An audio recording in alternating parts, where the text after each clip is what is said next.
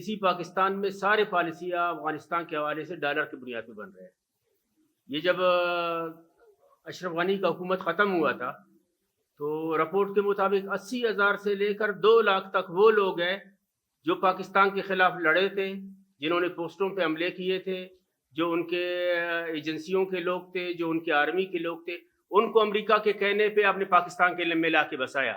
اور ابھی Trump conference اور جرگہ کا انعقاد کر رہے ہیں اور اس میں مزید اقدامات جو ہے وہ انشاءاللہ طے بھی کریں گے. اور اس ایشو کو ہم چاہتے ہیں کہ نارمل طریقے سے، بہتر طریقے سے، جس طرح ہمارا وتیرہ ہے ہمارے اقوام کا، ہمارے علاقے کا، کہ ہم خدمت کرتے ہیں. ٹرمپ نے کہا کہ میں ان کو نہیں لوں گا. ٹرمپ نے امریکہ نے کہا تھا کہ ہم ان کو آہستہ آہستہ ان کو امریکہ منتقل کریں گے. اب وہ بھی نہیں لے رہے اور یہاں بھی آپ پھنسے ہوئے ہیں. تو وہ آپ نے پاکستان کی دوستی کی بنیاد پہ پالیسی نہیں بنایا تھا، وہ ڈالر کی بنیاد پہ بنایا تھا کہ امریکہ اس کے لیے پیسے دے رہے. اب بھی یہ پالیسیاں ڈالر کی بنیاد پہ بن رہے اور کسی اصول کی بنیاد پہ نہیں بن رہے. ہم کہتے ہیں کہ وہ جو امریکن سینیٹر نے کہا تھا کہ پاکستانی جو ہے ڈالر کے لیے اپنا ماں بھی بیچتے ہیں، تو ہم نے اس وقت اس کو اصولاً مسترد کر دیا تھا. تو اس وقت ہم یہ کہتے ہیں کہ پاکستانی نہیں، وہ جو پالیسی ساز ہے وہ ڈالر کے لیے اپنا سب کچھ بیچ رہے ہیں. تو ہم کہتے ہیں ڈالر کی بنیاد پہ پالیسیاں نہیں بنائیں. یہاں کے لوگ رہے ہیں، نیشنلٹی کا قانون بھی ہے، آپ ایسے لوگ بھی ہیں، یعنی ویسے ہم بعض اوقات کہہ دیتے ہیں کہ بھائی چلے جائیں، ایسے لوگ بھی ہیں یہاں کو کہہ رہے ہیں کہ ہم نے افغانستان دیکھا ہی نہیں ہے، ہمارا جو ہے پتہ ہی نہیں ہے کہ ہم کہاں جائیں. تو کچھ انسانی بنیادوں پہ آپ فیصلے کریں. جو لوگ پاکستان میں رہے ہیں، افغانستان میں ان کا کچھ نہیں ہے، ان کے لیے بھی آپ فیصلے کریں.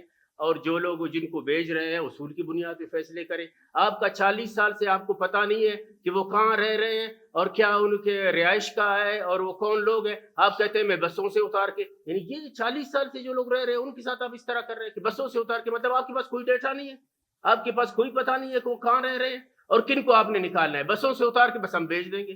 تو اس طرح سے جو ہے 40 سال کا پاکستان کا پالیسی ہے اس پہ آپ پانی پھیر رہے ہیں. ہم کہتے ہیں کہ یہ اس طرح نہیں کرے. اللہ کرے کہ ٹرمپ کو اور بھی عقل آ جائے اور تمام امداد جتنے پاکستان کو دیتے ہیں وہ سارے بند کر لیں، تاکہ ہم اپنے پاؤں پہ کھڑے ہو جائیں اور کچھ نہ کچھ خود کمانا شروع کر لیں. ایران آپ کے سامنے ہے نا، کیا ہوا ہے؟ ترکی آپ کے سامنے ہے نا، کتنا ڈیولپ ہوا ہے پچھلے 20-30 سالوں میں.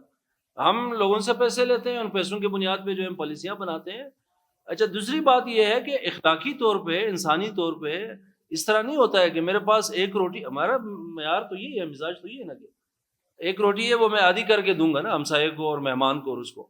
یہ نہیں ہوتا ہے نا. یہ تو الٹا کام ہے کہ ہم نے افغانوں کے نام پہ پیسے کمائے اور بار بار کمائے، بار بار سودا کی.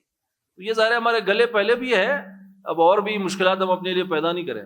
جی ڈاکٹر صاحب کو کوئی بات آگے ضرور. جو افغان سفیر سے ہماری پچھلے دنوں ملاقات ہوئی تھی، ہمارے ساتھ تمام عہدیداران اور ہمارے سینئر اور ینگسٹرز، نوجوان دونوں طرح کے لیڈرشپ آپ کے سامنے ہے. میں شکریہ ادا کرتا ہوں کوئٹہ پریس کلب کے تمام دوستوں کا. اس وقت ظاہر ہے ہمیں بہت سارے مسائل درپیش ہے. ایک معاشرتی افراتفری ہے اور ایک بہت کمزور انتظامی صورت میں موجود ہے. لیکن ایک بڑا ایشو جو پاکستان کے تناظر میں بطور خاص بلوچستان کو ہمیں اپنے دونوں ہمسائے ممالک کے ساتھ، افغانستان اور ایران کے ساتھ درپیش ہے. ظاہر ہے کہ افغانستان کے ساتھ بھی ہمارا ایک طویل اور بہت وسیع ماضی ہے اور ایران کے ساتھ بھی. افغانستان میں ایک اتل پتل کے بعد جو بہت مشکل صورتحال رہی تو پاکستان ہی لاکھوں افغانوں کا پناہ گاہ رہا اور بہت بھرپور طریقے سے پچھلے 40-45 سالوں میں ہماری ریاست نے بھی اور سوسائٹی نے بھی مل کے ہم نے خدمت کی ہے. لیکن پچھلے سال ڈیڑھ میں جس طرح ایک بہت کمزور پوزیشن میں اور بہت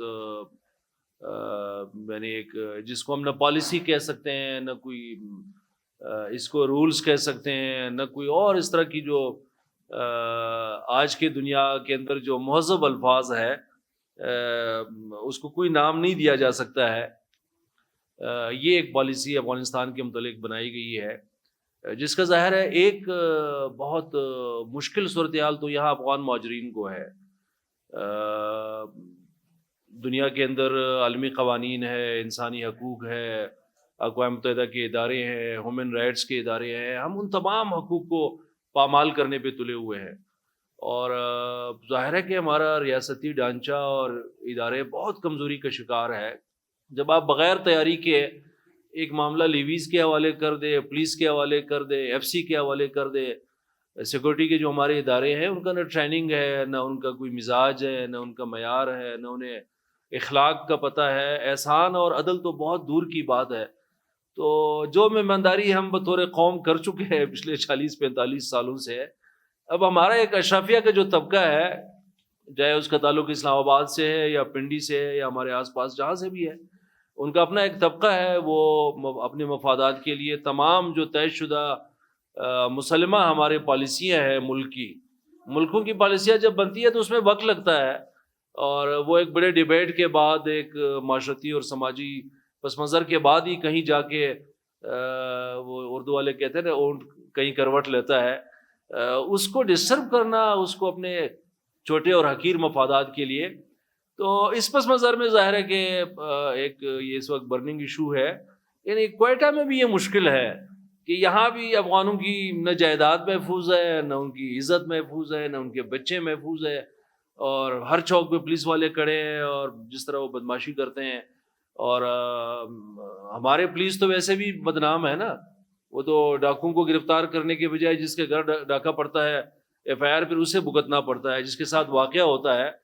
تو آپ دوسرے ملک کے یعنی اتنے حساس معاملات, پالیسی سازی کے جو معاملات ہیں اسے کیوں حوالے کرتے ہیں؟ تو ہم نے آپس میں مشاورت کی جماعت اسلامی کی پوری ٹیم نے, اور ہم نے کہا کہ بھی پہلا کام تو یہ ہے کہ ہم اپنے حکمرانوں سے, اگر وہ عقل اور دانش کی زبان سمجھتے ہیں یا درخواست سمجھتے ہیں, ان سے گزارش کریں کہ آپ یہ جو حرکتیں آپ کر رہے ہیں خدا را اس کو روک دیں. ایک دنیا کے اندر مہذب طریقے ہیں, عزت مندانہ طریقے ہیں, اور ایک ٹھیک طریقہ کار ہو سکتا ہے. یعنی ہم اس پہ مسلسل کام کر رہے ہیں کئی سالوں سے. ظاہر ہے کہ جماعت اسلامی ریلیف کے ورک میں بھی شریک رہی ہے, افغانوں کے تمام معاملات میں ہم بڑے پیمانے پہ, ہمارا ایک بڑا حصہ ہے پوری سوسائٹی کا. لیکن ہم نہیں کہہ سکتے ہیں کہ کوئٹہ میونسپل کارپوریشن کے پاس کوئی ریکارڈ نہیں ہے.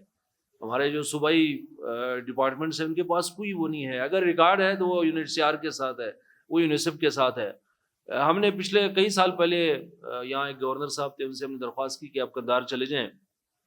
یعنی ہمارے حکمرانوں کے لیے سب سے مشکل جو دورہ ہے وہ قندھار اور زاہدان کا ہے یا مشہد کا ہے. یعنی ایران اور افغانستان وہ نہیں جا سکتے ہیں, یورپ وہ بہت جلدی بھاگنا چاہتے ہیں کہ بھائی وہاں جائیں, کوئی سیر سپاٹے کریں اور تماشے کریں. حالانکہ ہمسایہ نہیں بدلتے ہیں, اور ہمسایوں کے ساتھ تلخی کے باوجود, اختلاف کے باوجود, جھگڑوں کے باوجود جو ہے وہ آنا جانا اور آمد و رفت جو ہے وہ ہونا چاہیے, اور اس سے دل بھی نرم ہوتے ہیں اور عقل اور دانش کی دنیا بھی آباد ہو سکتی ہے.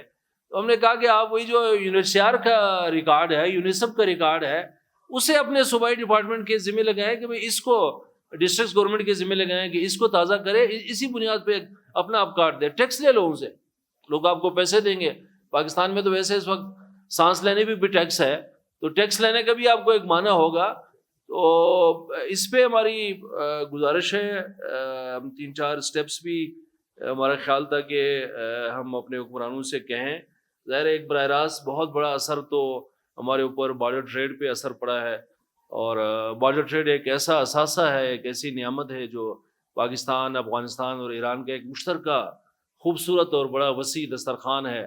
اسے ہم خود تباہ کرنے پہ تلے ہوئے ہیں. جو چمن کی صورتحال ہے, جو تفتان کی ہے, جو جوب کی ہے, جو چاغی اور ماشکیل کا ہے, جو تربت اور من تک اور گوادر تک ہے, کیوں آپ اس طرح کر رہے ہیں؟ اور ظاہر ہے کہ لوگوں کے پرامن احتجاج کو کریش کرنا, ان کی بات نہ سننا, ان کی عزت اور ناموس کی جو ہے وہ عزت نہ کرنا, تو بالآخر پر لوگ ہتھیار ہی اٹھائیں گے, ڈنڈے ہی اٹھائیں گے, اور تو کوئی راستہ تو نہیں ہو سکتا ہے. یہ جو بارڈر ٹریڈ پہ راستے بند ہوئے ہیں, ہمارے نارمل بارڈرز تھے, وہاں بھی ظاہر ہے سینکڑوں سالوں سے. میں ایک دفعہ ہم چمن گئے تھے کسی چمن والے دھرنے کے معاملے میں, تو ہمارے یہاں کوئٹہ میں اصلاح ہے کہ نالے کے اس پار, تو وہاں بھی اس پار کے کچھ لوگ تھے, ان سے ہم بات کر رہے تھے. تو میں نے ان سے کہا, ان کا جو بورڈ لگا ہوا تھا وہ کوئی 1857 کا تھا, پتہ نہیں 1840 کا تھا. میں نے کہا 1840 سے لے کر اب تک 2024 تھا، 2024 تک یہ بارڈر نارمل چل رہا تھا. آپ کے بادشاہی میں کیا آفت پڑی ہے نا کہ آپ مصر ہے لوگوں کو زبردستی جو ہے راستے بند کرنے پہ. تو یہ جو بارڈر کا ہمیں نقصان ہوا ہے یہ کروڑوں نہیں، اربوں نہیں، کروڑوں ڈالر کا ہمیں اس وقت سوسائٹی کو نقصان ہو رہا ہے. اور اوپر سے آپ کہتے ہیں کہ بلوچستان جو ہے وہ ہم بہت آباد کر رہے ہیں، تو خاک آپ آباد کر رہے ہیں. آپ تو جو نیچرل ہمارے ریسورسز ہیں، راستے ہیں تجارت کے، ٹریڈ کے، اس کو بھی بند کر رہے ہیں. اس لیے ہم نے آپس میں مشاورت کے نتیجے میں ایک طے کیا ہے کہ ہم آپ کے ذریعے اپنی آواز جو ہے وہ ہمارے غافل اور مدہوش حکمرانوں تک پہنچا سکیں. ہم اس میں کہیں گے کہ جو ہمارے اسمبلی کا اسپیکر صاحب ہے وہ کردار ادا کرے. ظاہر ہے کہ اسپیکر کا ایک خاص مخصوص زاویہ نظر بھی ہے. بلوچستان اسمبلی کے اسپیکر کا میں بات کر رہا ہوں، وہ اس لیے میں ان سے یعنی جماعت اسلامی کے فورم پہ ہم ان سے تجویز دیتے ہیں کہ وہ اس معاملے پہ کردار ادا کریں. ابھی لاسٹ جو ہماری سب سے اچھی ورکنگ رہی ہے وہ اسد کیسر جب قومی اسمبلی کے اسپیکر تھے تو انہوں نے جوائنٹس گروپس بنائے اور بہت فعال کام انہوں نے کیا ہے. وہ جس پارٹی کا ہے جیسا ہے وہ ایک الگ بحث ہے. ان کے لوگ پارلیمنٹرین چمن بھی آئے اور وہ بہت دور تک تورخم تک اور تمام راستوں پہ گئے اور بہت اچھی ورکنگ انہوں نے کی ہے. میڈیا کے دوستوں سے بھی ہم گزارش کریں گے کہ اسے یا سیاسی کارکنوں سے کہ وہ پڑھیں انہیں، اس کے اندر بہت اچھے نکات ہے. تو اسپیکر سے ہم کہیں گے کہ وہ ایک پارلیمانی گروپ بنائے. یہ ضروری نہیں ہے وفاق سے جو پالیسیاں آتی ہیں وہ کوئی وہی الہی نہیں ہے. وہاں بھی 2-4 لوگ بیٹھ کے ویسے ہی پارلیمنٹ کو بائی پاس کر کے جس طرح وہ تمام معاملات میں اپنے ایک ہٹ درمی کر رہے ہیں، تو بارڈرز کے حوالے سے، ہمسایوں کے حوالے سے، افغانوں کے حوالے سے، ایران کے حوالے سے بھی ظاہر یہی تماشا انہوں نے لگایا ہے. اگر یہ ایک پارلیمانی گروپ بن جائیں تو ظاہر ہے کہ وہ ایک ورکنگ جو ہے وہ کر سکتا ہے. اس میں گورنر صاحب سے بھی ہم توجہ دلائیں گے کہ گورنر وفاق کا نمائندہ ہے. یہاں جتنے حفاظتی ادارے ہیں ظاہر ہے وہ وفاق کے تحت ہے. سیکورٹی ادارے ہیں بارڈر سے متعلقہ، ان کی ذمہ داری ہے کہ وہ اپنا کردار ادا کریں. جو وفاقی حکومت کے ادارے ہیں اور سیکورٹی فورسز ہیں ان سے بھی ہم کہتے ہیں.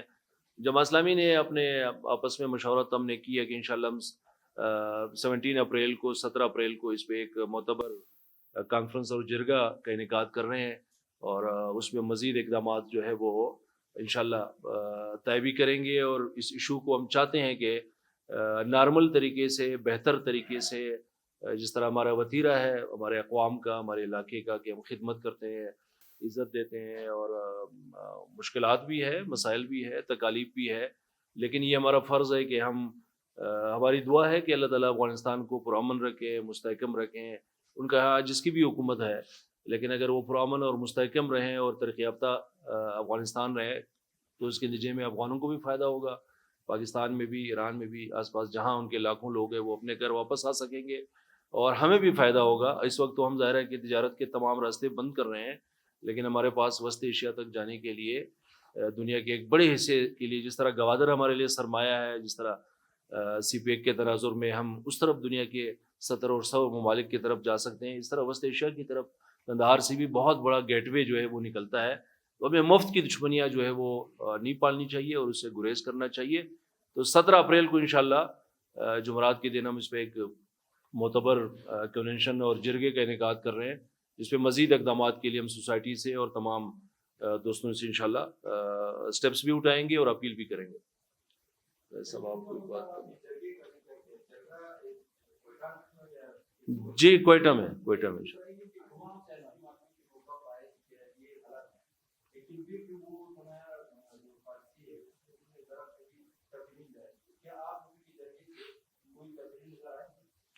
ظاہر ہے کہ ایک سیاسی کوشش تو یہی ہو سکتی ہے نا کہ آپ لوگوں کو بلائیں، جرگہ کریں، کانفرنس کریں اور حکمرانوں کو، پالیسی میکرز کو سمجھانے کی کوشش کریں. اور ورنہ ظاہر ہے دوسرے سٹیپس بھی ہو سکتے ہیں، جس طرح ہم اپنے مسائل کے متعلق کرتے ہیں کہ جہاں آپ غلط اقدام اٹھائیں گے تو وہاں کوئی آپ کے گریبان میں ہاتھ بھی ڈال سکتا ہے. تو ہم تو یہ چاہتے ہیں نا کہ ہمارے یہاں مکالمے کا، جرگے کا ایک اچھا پہلو ہے نا کہ وہ پشتوں میں ہمارے یہاں کہاوت ہے نا کہ جو کم پلاس کلاس دخلے سے ضرورت دی. تو جو بات گفتگو سے ہو سکتی ہے، مکالمے سے، جرگے سے ہو سکتی ہے، تو اس کے لیے بدمزگی کی اور معاشرے میں ایک ٹینشن کی اور آفت پیدا کرنے کی ضرورت تو ہمارے حکمرانوں کو نہیں پیدا کرنی چاہیے.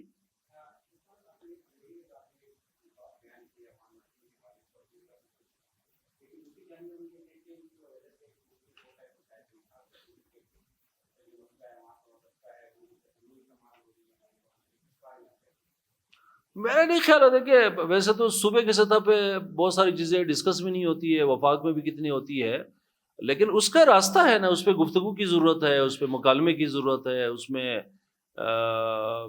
افغانوں کو بھی ہم سے بہت سارے شکوے ہیں، گلے ہیں، ہمیں بھی ہے اس میں کوئی لیکن میرا خیال ہے کہ ہمسایہ تبدیل نہیں ہو سکتا ہے، اور ہمسائے کا گلی کبھی آپ بند نہیں کر سکتے ہیں. ہوا کا اور دل کی محبت کا، اس کو آپ بند کریں گے تو آپ اپنے لیے خود آفت نازل کریں گے. اس لیے ہم پاکستان کے حکمرانوں سے کہتے ہیں کہ آپ تو ہندوستان سے بہت زیادہ شوق ہے آپ کو امریکہ سے اور بہت دور جو ہے وہ نیٹو سے بہت زیادہ پنگے بڑھانے کے شوق ہے، تو آپ افغانوں کے ساتھ وہ کریں، ڈائلاگ کریں. جہاں غلطی ہے ایران کے ساتھ ہمیں اپنے معاملات درست کرنے چاہیے. یہ تو ہمارا معاشی ہب ہے، ہماری ریڑھ کی ہڈی ہے. ہم کیا کریں گے جب آپ تمام راستے بند کریں گے؟ تو شکایات کے ازالے کے لیے تو اپنا سفارتی ذریعہ بھی ہے، ہمارے یہاں قبائلی ذریعہ بھی ہے، گفتگو کا ذریعہ بھی ہے، وہی راستہ میں اختیار کرنا چاہیے.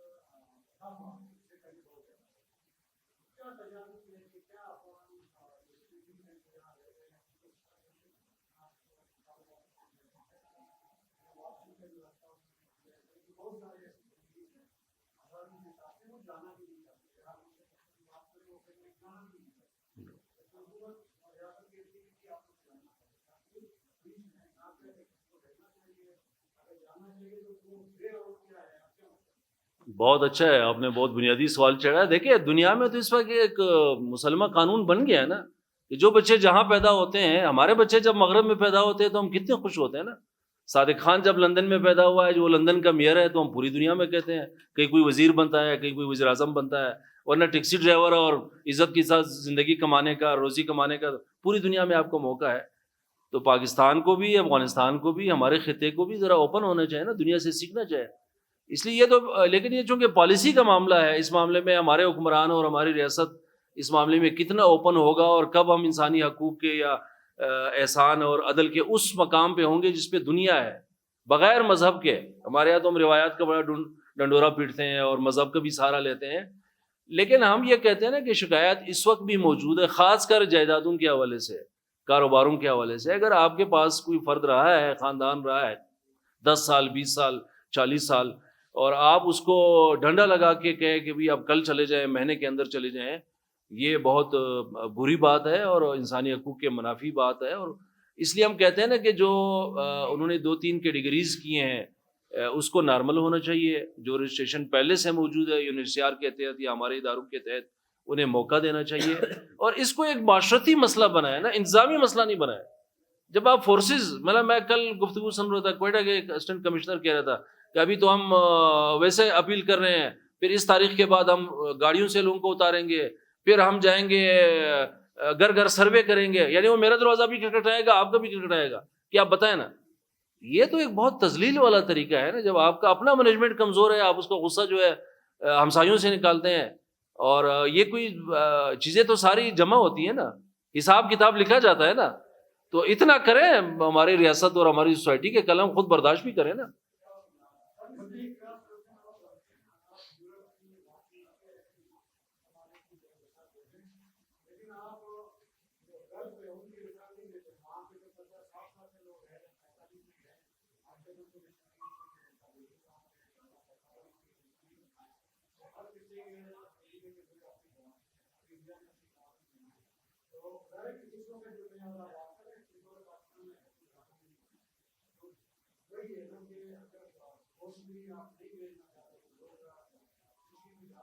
ظاہر صاحب جواب دے دیں گے، لیکن ویسے گلف کو اجازت نہیں ملتے ہیں، کوئی انسانی حقوق کا کوئی نوبل جو ہے وہ عربوں کو نہیں ملتا ہے. آپ بتائیں. کوئی جو ہے وہ نہیں ملتا ہے نا. تو جی ڈاکٹر صاحب اس میں چلے وہاں پہ آپ بسم اللہ الرحمن الرحیم. اس میں